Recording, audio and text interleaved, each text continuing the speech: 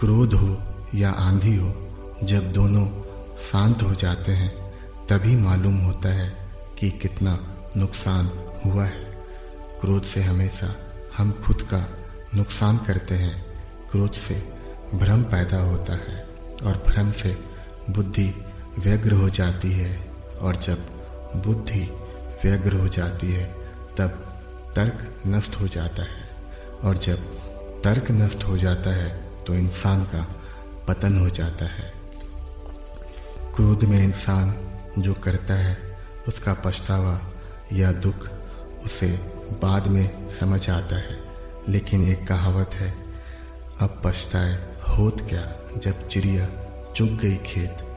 क्रोध को कैसे वश में कर सकते हैं और क्रोध से होने वाली हानि, भगवान बुद्ध की ये कहानी आपके सारे प्रश्नों का उत्तर दे देगी। कहानी में गुम हो जाने से पहले आपसे निवेदन है, आप चैनल को जरूर सब्सक्राइब कीजिएगा। तो चलिए कहानी शुरू करते हैं। एक बार की बात है, गौतम बुद्ध अपने शिष्यों के साथ बैठकर उन्हें कुछ समझा रहे थे। बुद्ध के सभी शिष्य बुद्ध को बड़े ध्यान से सुन रहे थे। बुद्ध और उनके सभी भिक्षु यह देखते हैं कि उनकी तरफ एक आदमी बड़ी तेजी से आ रहा है और वह आदमी बहुत क्रोध में है और वह कुछ बड़बड़ाता आ रहा है। उस व्यक्ति को देख गौतम बुद्ध के कुछ शिष्य समझ जाते हैं कि यह व्यक्ति कुछ गलत करने के उद्देश्य से गौतम बुद्ध के पास आ रहा है। इसलिए गौतम बुद्ध के दो शिष्य दौड़कर उस आदमी के पास चले जाते हैं और उसे रोक लेते हैं। वह उस व्यक्ति से पूछते हैं कि तुम कौन हो और तुम्हें किससे मिलना है। वह व्यक्ति गौतम बुद्ध के शिष्यों से कहता है कि मेरे रास्ते से हट जाओ, आज मैं इस बुद्ध को सबक सिखाकर ही रहूँगा। उस व्यक्ति की बात सुनकर गौतम बुद्ध के शिष्य उस व्यक्ति को शांत करने की कोशिश करते हैं, पर वह व्यक्ति शांत नहीं होता है। बुद्ध उस व्यक्ति को देखते हैं और मुस्कुराते हैं। फिर अपने शिष्यों से कहते हैं कि मेरे प्रिय भिक्षुओं, उसे आने दो मेरे पास, वह मुझसे कुछ कहना चाहता है। बुद्ध की आज्ञा का पालन करते हुए बुद्ध के भिक्षु उस व्यक्ति के रास्ते से हट जाते हैं। फिर वह व्यक्ति बुद्ध के पास आकर खड़ा हो जाता है। जैसे ही व्यक्ति बुद्ध के पास पहुंचता है, वह बुद्ध को गालियां देना शुरू कर देता है। बुद्ध उस व्यक्ति की गालियां सुनते रहते हैं, परंतु उसे कोई भी उत्तर नहीं देते। बहुत देर तक बुद्ध को गालियां देने के बाद वह व्यक्ति अपने मन में सोचता है कि मेरी गालियों का तो बुद्ध पर कोई भी असर नहीं हो रहा है। इसलिए उस व्यक्ति का क्रोध और भी ज़्यादा बढ़ जाता है और वह व्यक्ति बुद्ध के ऊपर थूक देता है।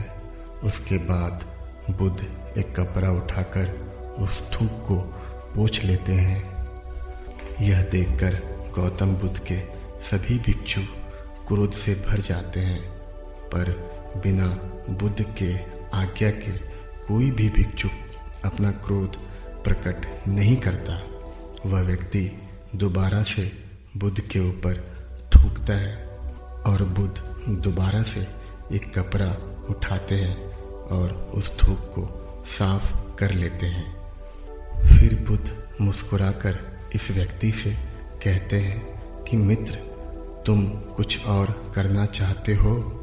जैसे ही वह व्यक्ति बुद्ध का यह प्रश्न सुनता है, वह व्यक्ति भीतर तक हिल जाता है। फिर वह व्यक्ति बुद्ध को कोई भी उत्तर नहीं दे पाता है और वह तुरंत वहाँ से चला जाता है। बुद्ध के सभी भिक्षुओं के मन में यह प्रश्न होता है कि उस व्यक्ति ने बुद्ध का इतना अपमान किया, लेकिन बुद्ध ने उस व्यक्ति को यह क्यों कहा कि क्या वह और कुछ करना चाहता है।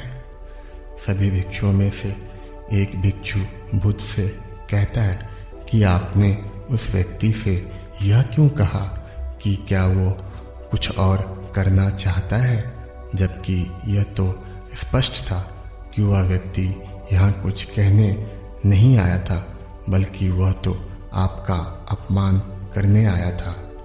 वह व्यक्ति बुद्ध का अपमान करके अपने घर तो चला जाता है, लेकिन पूरी रात वो सो नहीं पाता है। उसके मन में सिर्फ यही प्रश्न घूमता रहता है कि मैंने बुद्ध का अपमान किया, उन्हें गालियाँ दी, फिर भी उन्होंने मुझसे यह क्यों पूछा कि मैं कुछ और कहना चाहता हूँ, जबकि मैं वहाँ कुछ कहने नहीं बल्कि उनका अपमान करने गया हुआ था। अगले दिन वह व्यक्ति सुबह सुबह जल्दी उठकर बुद्ध के पास चला जाता है और उनकी चरणों में लेट जाता है। बुद्ध के सभी शिष्य उसको देखकर आश्चर्यचकित होते हैं कि जो व्यक्ति कल बुद्ध का अपमान करके गया हुआ था वह आज रो रहा है और बुद्ध के चरणों में पड़ा हुआ है। बुद्ध उस व्यक्ति को उठाते हैं और उस व्यक्ति से कहते हैं कि मित्र, क्या तुम कुछ और कहना चाहते हो। इतने में ही बुद्ध का एक भिक्षुक बुद्ध को टोकता है और उनसे पूछता है कि बुद्ध, जब कल यह व्यक्ति आपका अपमान कर रहा था तब भी आपने यही बात कही थी कि क्या तुम्हें कुछ और कहना है, और आज यह व्यक्ति आपके चरणों में पड़ा रो रहा है, आप तब भी यही बात कह रहे हैं, इसका क्या अर्थ है। बुद्ध कृपया कर समझाइए हमें। बुद्ध कहते हैं कि बात को कहने के लिए शब्द असमर्थ है। कल भी यह व्यक्ति मुझसे कुछ कहना चाहता था पर शब्द असमर्थ थे, इसलिए क्रोध में आकर उसने मुझ पर थूक कर वह बात मुझसे कहने का प्रयास किया और आज भी शब्द असमर्थ है और उसकी जगह इसके आंसू बह रहे हैं जो यह कहना चाहता है। उसके बाद वह व्यक्ति बुद्ध से कहता है कि बुद्ध, मुझे क्षमा कीजिए, मैंने आपका अपमान किया है।